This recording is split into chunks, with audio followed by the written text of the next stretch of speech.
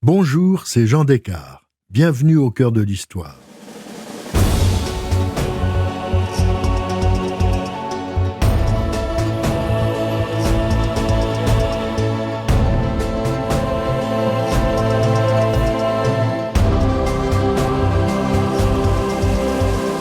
À l'occasion de la magnifique exposition Pierres précieuses que vous pourrez découvrir au Muséum d'Histoire naturelle à Paris dès que les musées rouvriront leurs portes, je vous propose une mini-série en 3 épisodes pour vous emmener à la découverte de certains des objets fascinants qu'il vous sera bientôt possible d'observer dans la Grande Galerie de l'Évolution.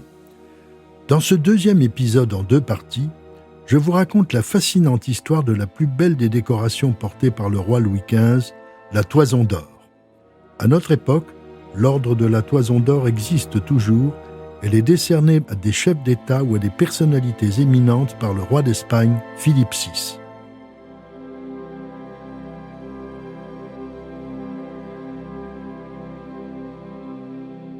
En 1749, Louis XV commande à son joaillier Jacquemin une nouvelle Toison d'Or. Le roi la veut particulièrement belle et éblouissante. Il souhaite que l'on insère dans ce joyau 2 des plus beaux diamants bleus de la collection de son arrière-grand-père Louis XIV, le fameux diamant bleu foncé en forme de cœur, chef-d'œuvre de la collection du Roi Soleil, et un autre taillé en forme de coussin, comme le précédent, par Pitan, le joaillier de Louis XIV. Ce 2e diamant est plus clair, d'un ton légèrement céleste, on l'appelle le basu. Il pèse 32 carats 66. C'est le second diamant bleu du Roi Soleil. Cette nouvelle parure sera appelée parure de couleur. Louis XV possédait déjà plusieurs insignes de la Toison d'Or. Jusqu'à présent, le plus beau était la parure blanche composée de 4 grands diamants blancs, dont le très beau second Mazarin de plus de 25 carats et de nombreux autres plus petits, 175 diamants et 80 rubis. La parure de couleur devait être encore plus éblouissante que la parure blanche. Mais pourquoi Louis XV est-il si attaché à cet ordre de la Toison d'Or? Et pourquoi cet ordre est-il considéré comme le plus prestigieux de l'Europe occidentale? Philippe le Bon, duc de Bourgogne, était le fils de Jean sans Peur, l'homme de la querelle des Armagnacs et des Bourguignons. Jean sans Peur avait fait assassiner en 1407 son rival et cousin Louis d'Orléans. Il finit lui-même assassiné en 1419 par un Armagnac partisan de Charles VII. La maison de Bourgogne est ulcérée et par esprit de vengeance, son fils Philippe le Bon s'allie aux Anglais. C'est lui qui, en 1430, leur livrera pour 10 000 écus d'or Jeanne d'Arc, tombée en son pouvoir sous les murs de Compiègne. En 1435, 4 ans après le supplice de Jeanne d'Arc, Philippe le Bon obtient de Charles VII d'être indépendant et il agrandit encore son domaine. Sa ville de Dijon est alors la capitale d'un État puissant qui comprend une partie de la Belgique et des Pays-Bas actuels, le Luxembourg, la Flandre, l'Artois, la Picardie et le territoire compris entre la Loire et le Jura. Le 14 janvier 1429, il avait épousé Isabelle de Portugal. Elle était sa 3e épouse. À cette occasion, il avait créé l'Ordre de la Toison d'Or. Il est fondé en l'honneur de Dieu, de la Vierge et de Saint-André, mais avec le souci de fidéliser la haute noblesse autour de lui. L'ordre comporte à l'origine 31 membres, 31 chevaliers qui symbolisent l'union étroite autour de lui de la noblesse des riches et vastes territoires bourguignons. Ses membres revêtent de somptueux costumes, une robe écarlate fourrée de petits gris et recouverte d'un long manteau du même drap vermeil, également fourré de petits gris. L'ordre s'inspire évidemment de la légende de la Toison d'Or conquise par Jason et ses argonautes. La Toison d'Or, dans la mythologie grecque, est celle du bélier ailé et divin qui emporta dans les airs Phrixos et Ailée qui fuyaient leur belle-mère Ilo. Ailée tomba en mer. Arrivé en Colchide, au-delà de la mer Noire, Phrixos immola le bélier à Zeus et fit cadeau de la Toison d'Or magique qui apporte la fortune au roi de Colchide, Aïétès. Celui-ci la suspendit à un pommier et la fit garder par un dragon nommé Ladon. Plus tard, Jason, fils du roi de Thessalie Éson, est chargé par son père d'aller chercher la fameuse toison en Colchide et de la lui rapporter. la déesse Athéna dirige la construction du bateau appelé Argo, qui emportera Jason et ses compagnons, les Argonautes. Arrivé en Colchide, Jason se voit refuser la toison par le roi Aïétès, mais Médée, sa fille, lui donne les moyens de la conquérir. C'est ce bélier d'or accroché à une branche d'un pommier et gardé par un dragon qui sera la symbolique de l'ordre de la toison d'or.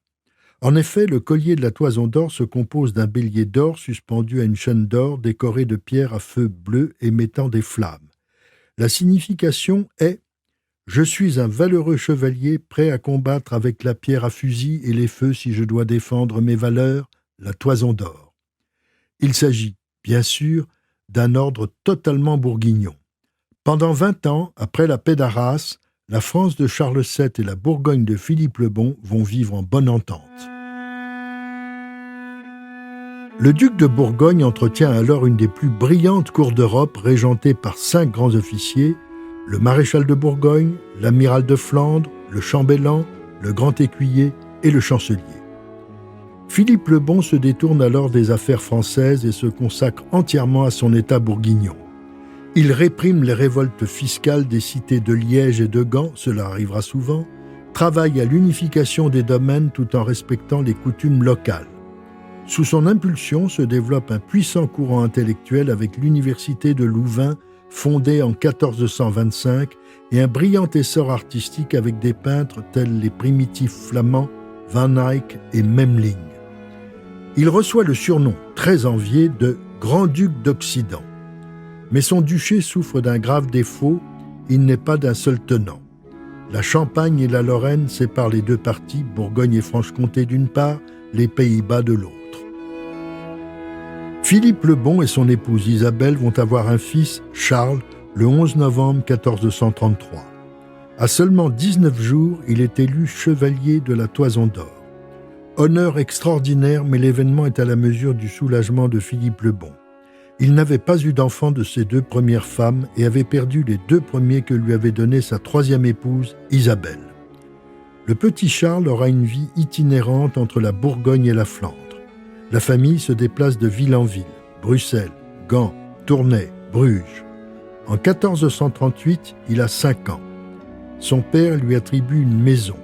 Il est titré comte de Charolais. La paix d'Arras, signée avec le roi de France Charles VII en 1435, avait mis fin à 16 années de guerre franco-bourguignonne. En gage de paix, Charles est fiancé à Catherine de France, fille de Charles VII. Leur mariage est célébré à Cambrai le 11 juin 1439. La mariée a 11 ans, le marié 6. Pendant 7 ans, jusqu'à la mort prématurée de Catherine, le très jeune couple réside à Bruxelles. Après la mort de son épouse, Charles, veuf de 13 ans, retourne vivre chez ses parents. Il a une nature ardente de sportif et grand chasseur. Il est courageux, loyal, mais aussi violent, orgueilleux et entêté, ce qui va le mettre en état d'infériorité face à son adversaire retors, Louis XI, qui le jugeait folle ou peu s'en faut. Son grand dessein est de réunir ses possessions des Flandres à celles de Bourgogne et de Franche-Comté pour créer entre la France et l'Empire un nouveau royaume qui pourrait s'étendre jusqu'à la Méditerranée.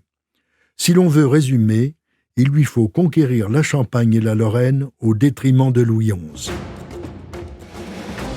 Devenu duc de Bourgogne en 1467, Charles, qu'on appelle le Téméraire, punit avec rigueur les Liégeois qui s'étaient révoltés contre leur évêque avec l'aide de Louis XI.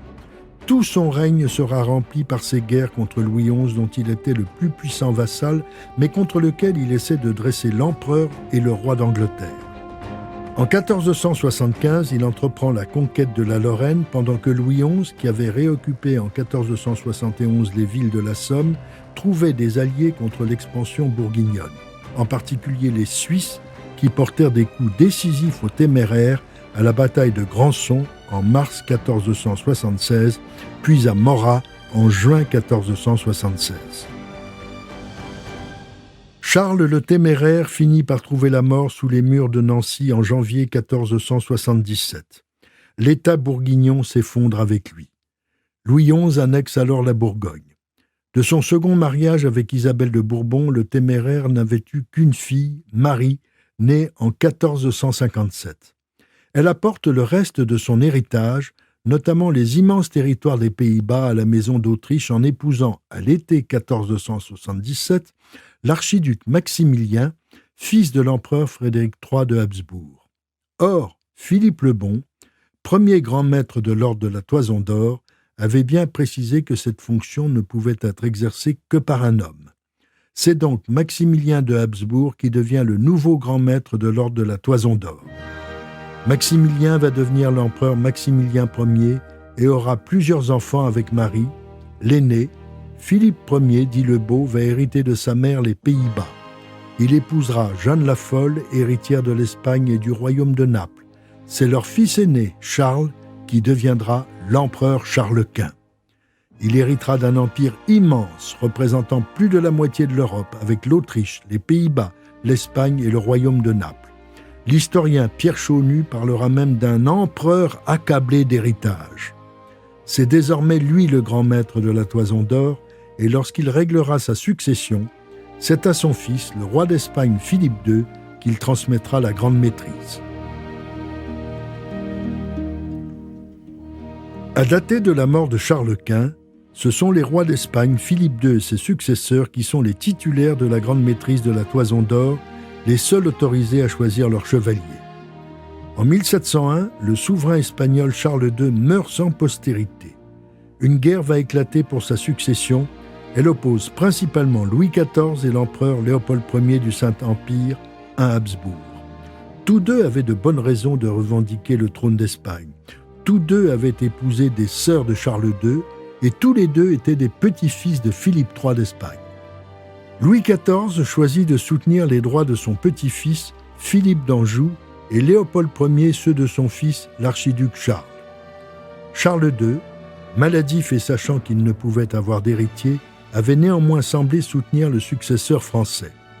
En effet, Louis XIV et sa femme avaient solennellement renoncé à leurs droits sur le trône espagnol, mais la diplomatie française avait fini par obtenir au dernier moment de Charles II la désignation comme son successeur du petit-fils du roi Soleil, Philippe d'Anjou. Les choses vont aller vite. Philippe d'Anjou arrive à Madrid au début de 1701. Il est tout de suite couronné sous le nom de Philippe V. Toutes les puissances européennes le reconnaissent, à l'exception de l'empereur Habsbourg. Mais la décision d'ouvrir l'empire colonial espagnol au commerce français soulève l'opposition de l'Angleterre et des Provinces-Unies. Une grande alliance se forme alors contre la France et l'Espagne. Elle regroupe l'Angleterre, le Saint-Empire, la Hollande et plus tard le Portugal et la Savoie. C'est une coalition contre Louis XIV et Philippe V qui ont comme seul allié la Bavière. La guerre de succession d'Espagne éclate en septembre 1701. Après quelques succès franco-espagnols entre 1701 et 1704, les désastres vont suivre. Les Anglais s'installent à Gibraltar, l'archiduc Charles est proclamé roi d'Espagne en septembre 1706 et Philippe V est chassé de Madrid. L'hiver 1708-1709 est désastreux pour la France envahie où sévit la famine. Louis XIV tente des négociations, mais les conditions sont si humiliantes qu'il les refuse. Les Français tentent alors un ultime effort. Le maréchal de Villars arrête les Alliés à Malplaquet en 1709 et en 1710, vainqueur à Villaviciosa, il les chasse de Catalogne. 2 immenses victoires. Un tournant pour la guerre, conforté par la mort inopinée de l'empereur Joseph Ier. Son successeur, l'archiduc Charles, monte sur le trône impérial sous le nom de Charles VI. Les puissances alliées sont alors terrifiées à l'idée d'une reconstitution de l'empire de Charles Quint au profit de Charles VI. L'Angleterre se retire immédiatement de la coalition et Villars remporte une victoire décisive à Denain, près de Valenciennes, en 1712. Une série de traités, dont celui d'Utrecht en 1713, mettent fin à ces terribles conflits. Philippe V est reconnu roi d'Espagne et un nouvel ordre européen est installé. L'Autriche, à la tête de l'Empire, investit l'Italie. La France retrouve ses frontières et l'Angleterre devient maître du rocher de Gibraltar, le verrou de la Méditerranée dont elle a toujours la clé. Philippe V règne sur l'Espagne, tandis que la plupart des possessions espagnoles en Europe, comme Naples, la Sicile, le Milanais et les Pays-Bas, sont cédés à l'empereur. Quant à l'Angleterre, elle garde Gibraltar et Minorque, en même temps qu'elle annexe Terre-Neuve et l'Acadie au Canada. C'est donc désormais, après la longue épreuve de la guerre, un Français qui règne à Madrid et qui est le grand maître de la Toison d'Or.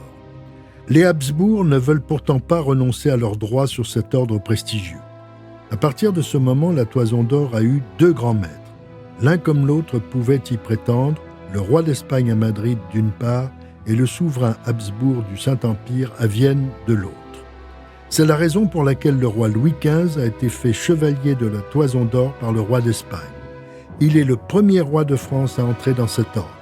On comprend qu'il y soit attaché et qu'il veuille que son insigne de couleur soit le plus beau jamais réalisé.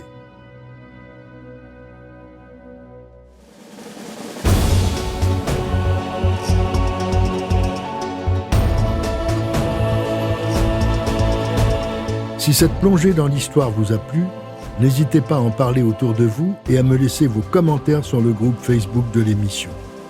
Je vous donne rendez-vous demain pour la seconde partie de cet épisode de Au cœur de l'histoire, en partenariat avec le Muséum d'histoire naturelle, à l'occasion de l'exposition Pierres précieuses que vous pourrez bientôt visiter à la Grande Galerie de l'Évolution. Au cœur de l'histoire est un podcast Europe 1 Studio. Il est écrit et présenté par Jean Descartes. Cet épisode a été réalisé par Jean-François Bussière. Pour ne rater aucun épisode, abonnez-vous sur Apple Podcasts ou vos plateformes habituelles d'écoute.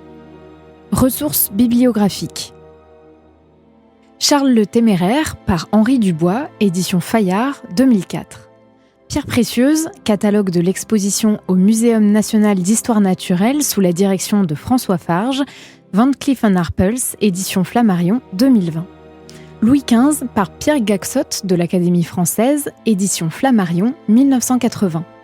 Madame de Pompadour et les Arts, sous la direction de Xavier Salmon, Réunion des musées nationaux, 2002. La saga des favorites par Jean Descartes, édition Perrin, 2013.